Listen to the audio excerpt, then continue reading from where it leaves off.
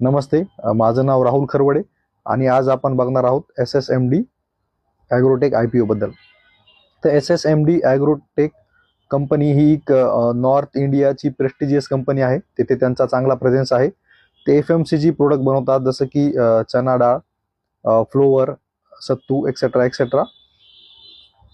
IPO ची lot size आहे 34 कोटी आणि मार्केट कॅप आहे नियरली 100 कोटी. म्हणजे 34% स्टेक त्यांनी मार्केटसाठी काढले आहे. ठीक आहे.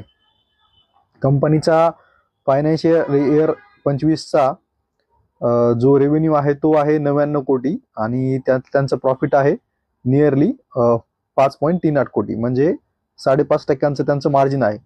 म्हणजे त्यांना आणखीन प्रॉफिट कमवायचं असेल तर त्यांना खूप सारा त्यांना रेव्हेन्यू वाढवावा लागेल.